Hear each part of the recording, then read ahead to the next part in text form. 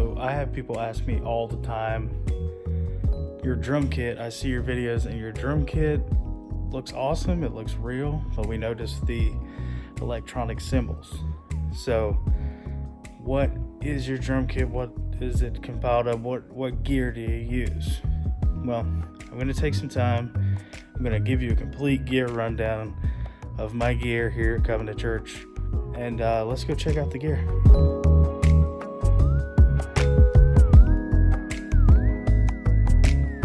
So this here is my Covenant Church configuration drum kit. This is a Pearl export kit, but the difference is these have the TruTrac heads from Pearl.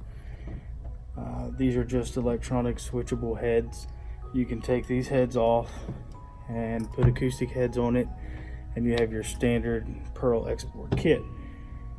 But we're running the TruTrac heads. They have kind of a rubberish feel to them, but it's not so stiff that it causes a lot of vibration, and it's not as limber as mesh heads are.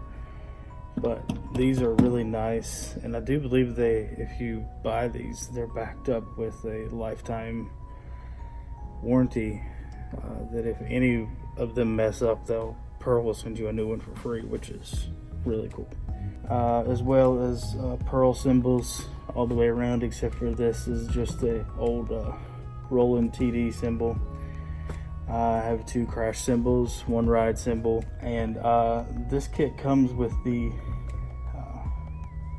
real feel hi-hats, but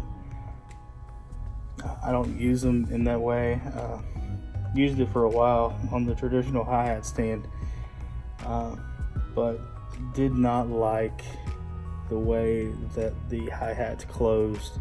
The feel was just not authentic. Now when you play electronic drums, no matter if they're on the real shells, you have to have some give and take. You have to understand, and in the long run, I'm still not playing real drums, and you have to be okay with that in your mind. And you know, the cymbals do not bother me, the heads do not bother me, but for some reason this hi-hat configuration bothered me. So what I have set up here is they're on a traditional hi-hat stand. The clutch is closed all the way down, and beside of it I have an Alesis hi-hat pedal that just it sends the MIDI signal of me closing the hi-hat when it just is closed all the time. When I let up off of that pedal, it'll give me the open hi-hat sound that I use quite a bit. I also have just a Roland drum pad here that has some auxiliary sounds that I switch out depending on songs that we do. I don't use that quite as much as I would like to, but slowly but surely I'm figuring out ways to configure that into some of the songs we've been doing for a long time. The Pearl drum sounds that come on this REDBOX module. Of course, if you have electronic drums, you have to have a module. They're okay. They are electronic sounds. So, you know, if you want more in-depth quality of drum sounds, you might want to go the route that we have went here. We still plug everything into the REDBOX, send it MIDI USB out to my MacBook Pro, which runs Superior Drummer 3, and I have here a just, you know, trial and error to find your right drum pieces, but I have what I think is a fantastic sounding kit here, and the ability to interchange any sound or tune any sound, change the cymbals from day to day, or the snare drum it's awesome. It just feels and sounds real. That if you have a good sound coming through your electronic module, a really clear, just genuine sounding drum set, then your perception on playing electronic drums will change.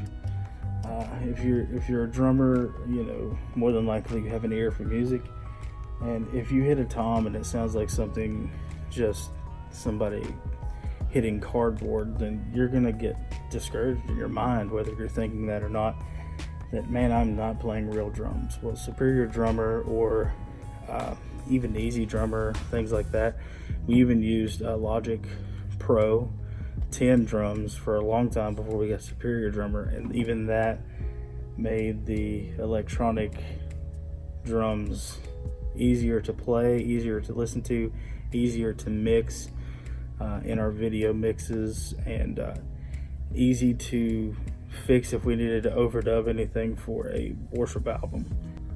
We run a lot of tracks, and if we do not run a track, we always run a backing pad for ambience. People ask me all the time, well, what do you use for tracks?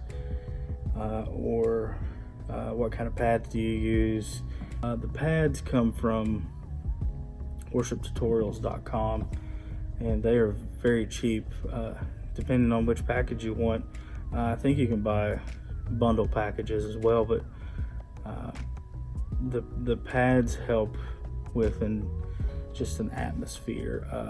If your speaker is coming up and needing to do a transition, or a worship leader is needing to do a transition from song to song, and we only have one keyboard player here, Pastor Roy does a great job on the keyboards, but 9 times out of 10 he's going to be playing traditional key sounds, electric pianos, grand pianos, things of that nature that need to be more predominant. And it's hard for him to switch from that to a pad very quickly. This pad helps just glue everything together.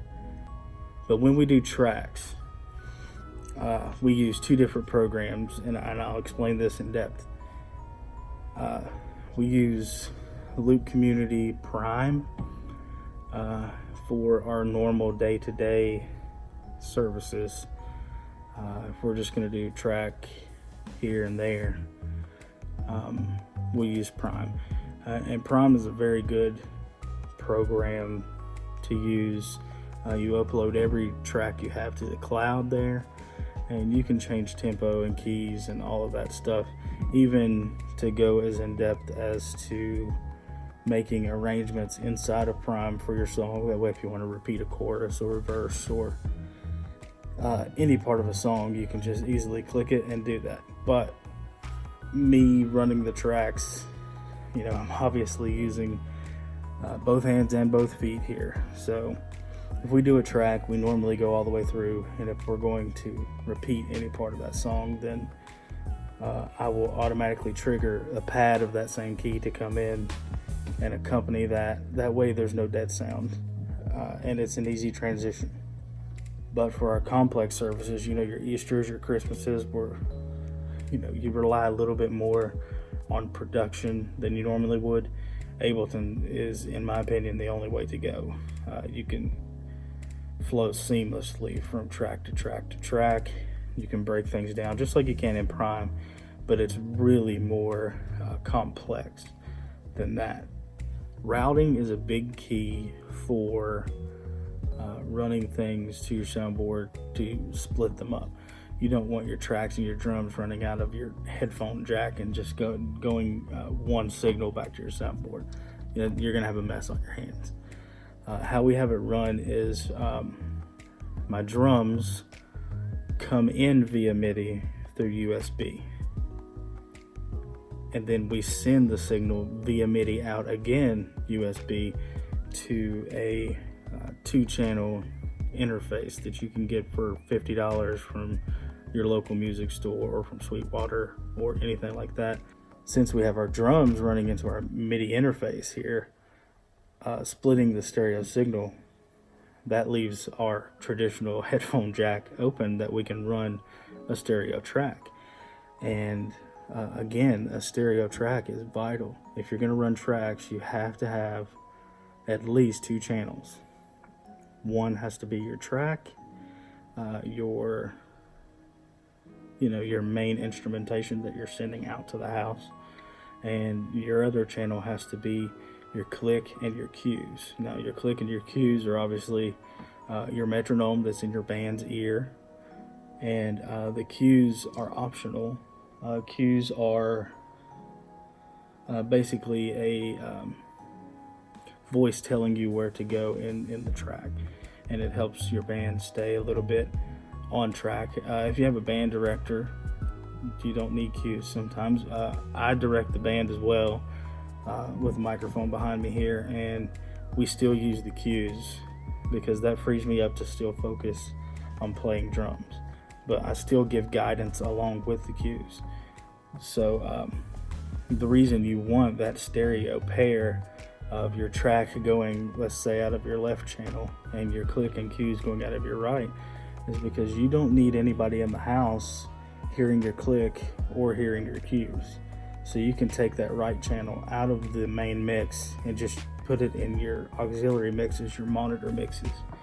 So that's all my gear, guys. I'm glad you watched this video.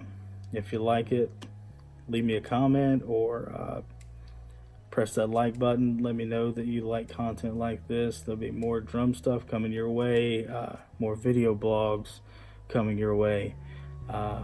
Thanks again for watching. Thanks for supporting. I'll see you guys later.